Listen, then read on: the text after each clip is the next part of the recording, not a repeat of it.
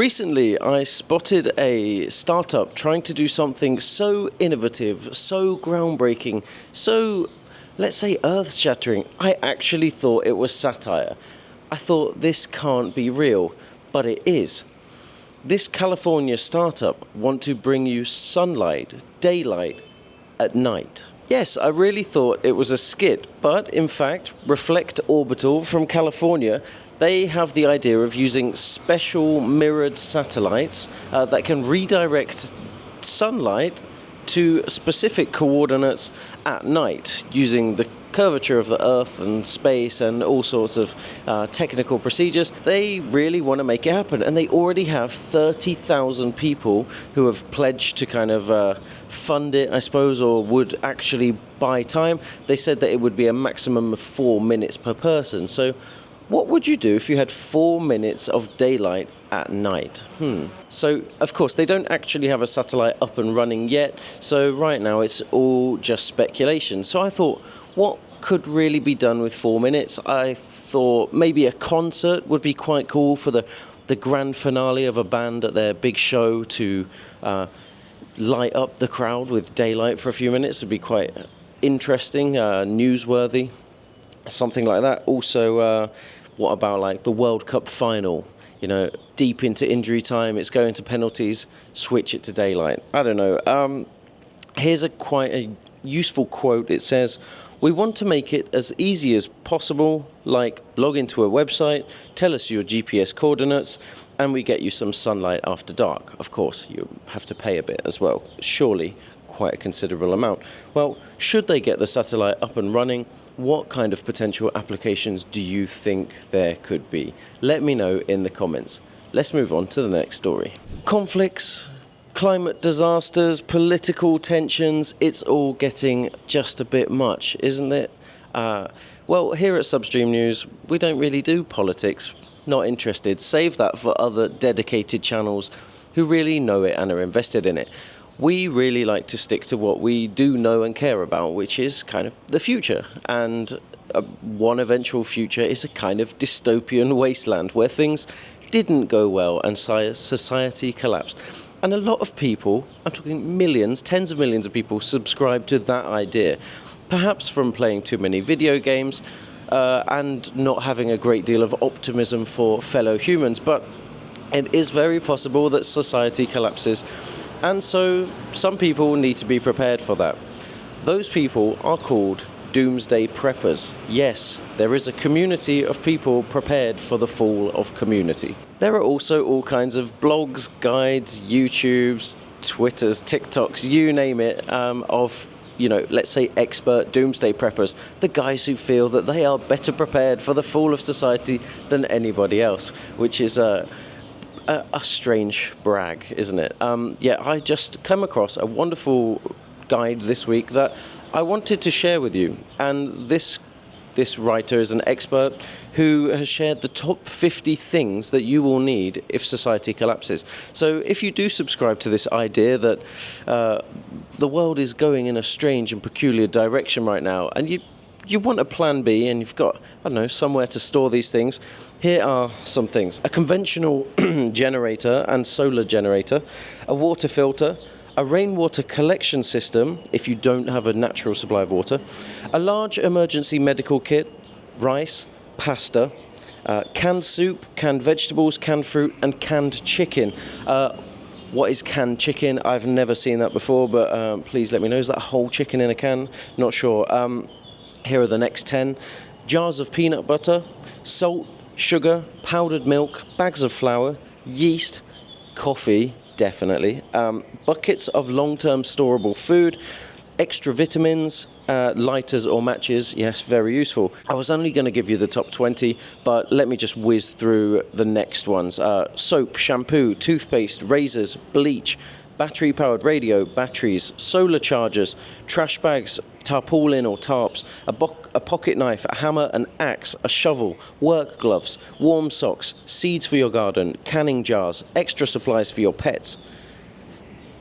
I think the pets won't be surviving very long, let's be honest. A substantial emergency supply of cash, Bibles for every member of your family.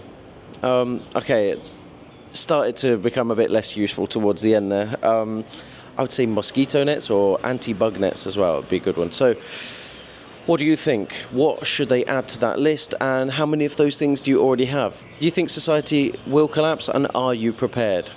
Let me know in the comments. Oh, and if you didn't see already, we're running a new series of dystopian shorts.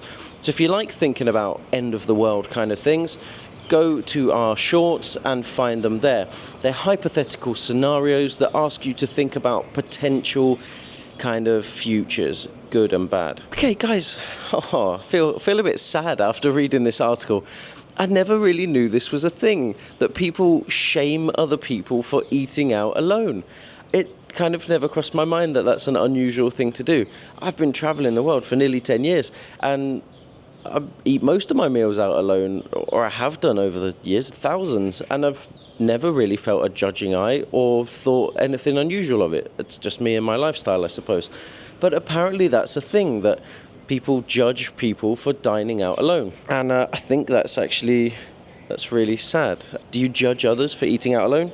Well, according to OpenTable, which is a table booking app for restaurants, the number of people dining out alone is going up. Yes, not that I'm celebrating loneliness, but feeling like there's more fighters in my corner on this one. Well, why do I like dining out alone? I can read, listen to music, enjoy my peace, and it costs me half as much because I don't have to pay for the other person. So there are many advantages.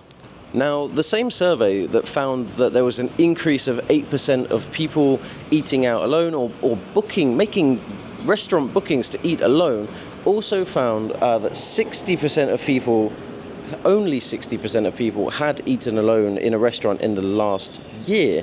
I'm quite surprised by that. I've probably eaten 100 meals alone this year, just this year. So that was a bit of a shocking statistic, but what's my take on this? Well, the reason I'm covering this story is because, well, let's say cause and effect, right? We've covered stories about Japan's falling birth rate and how it creates fundamental problems for society. How can we report on stories like that and not also connect it to stories like this, where people are doing more alone? People are not getting married. People are not having children. People are maybe feeling more comfortable alone, or maybe they don't want the trouble and stress of a partner, or a whole host of reasons. Thing is, loneliness or being alone it's a problem only if you're a society that's numbers are falling, and things like Japan and South Korea are spending a lot of money to tackle these issues. So you can see these bits of data, like people eating out alone, are indicators, perhaps. So to put it neatly, because of all that ramble, dinner for one is a mirror on society. Sunlight at night, stocking up for the end of the world, or eating all of your dinners alone. There are many different routes or ways the future could go, and that's what makes it so exciting. For me, I find it honestly just fascinating. But if you want to be there to enjoy it or suffer it, endure it, you need to take care of your health. Now this year I've been on a real health kick, and I'm trying to learn, and unfortunately there's so much different information and nobody really has all the answers. But if you look to actual science, actual published journals to get your health information, I think that's a better basis for your knowledge than let's say snake oil merchants and Instagram and TikTok influencers. Those guys, not so trustworthy because they have an agenda, right? These researchers don't have as much of an agenda. They just want to promote their findings of progress. So what has been found? I have actually a really great study to share with you. It's from the JAMA Open Network, and they uncovered or shared, it's already kind of known, the link between diet and brain health. This one is about anti-inflammatory diets, how they reduce the chance of developing dementia by 31%. 31%. If you want to be around to see the future with good brain health, 31% is massive. Okay, so Abigail Dove, she's the lead study author and a doctoral student at the Aging Research Center at Karolinska Institute in Stockholm. This is her research. She commented on how cardiometabolic diseases are well-established risk factors for dementia. Here's her quote.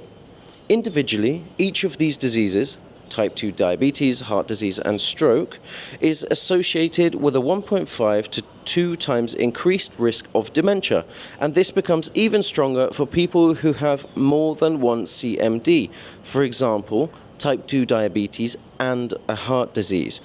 So she noted that these research points and how dietary modifications are helping patients from reducing the risk of dementia. So people with CMDs or cardiometabolic diseases are often prescribed anti-inflammatory diets, and those who actually adopt the diet properly can see positive results. She says that an anti-inflammatory diet lessens systemic inflammation in the body, which may slow the progress of injury in the brain and the eventual development of dementia. Now, this is a very scientific, technical topic, so if you want to read more and not just get my paraphrasing rapid summary, as always, I put the links to every source that we use in the video description, trying to be a good little journalist here. So yeah, go and read the full thing because it's a massive article and her full journal is available to read. It's very interesting. Go and do that if you like some extra reading and you found that interesting. While you're down there looking at the links in the video description, do us a favor, please click subscribe. Loads of you have recently. We've just had a really nice growth spurt, so thank you to you.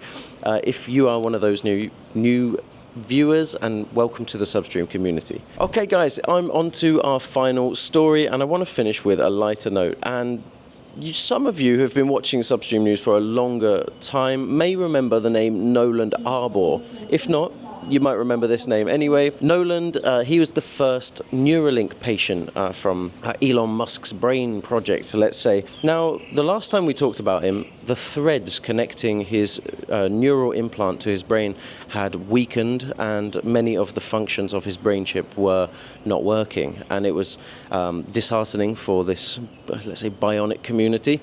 But they were able to fix it, and the second patient also received some upgrades, so everyone's a winner. Now, the news this week gives me a lot of optimism, let's say. It's very interesting in that Noland is now studying foreign languages, not one, but two. He's studying French and Japanese, and he's relearning mathematics from scratch because he wants to go to university and study neuroscience. He says he may have a bit of knowledge. He may know a thing or two about neuroscience from his experience. That's a good sense of humor. And remember, he's relaying that sense of humor through a brain chip. So what a guy. I actually think they chose a really good specimen for this test. But I just think that's really good news. As well as learning those two languages, he's spending about 20 hours a week doing a whole range of activities and exercises with the Neuralink team, just to kind of figure out what the limits and capabilities are of this technology. So good luck to Noland. Bon chance. Don't know how to say it in Japanese. But what a wonderful thing. Learning foreign languages is always awesome. It's a wonderful experience. I speak 3, would love to learn more in the future. So good luck, and thank you so much for watching. This is Substream News. I will see you next time from a different location. I tried to find a spot with Taipei 101 in the background, but it's complete other side of the city from where I'm staying. So unfortunately, you just have this beautiful park with elderly people doing Tai Chi and Qigong in the background. I hope that's fine. See you next time. I'm Joseph. Thanks for watching.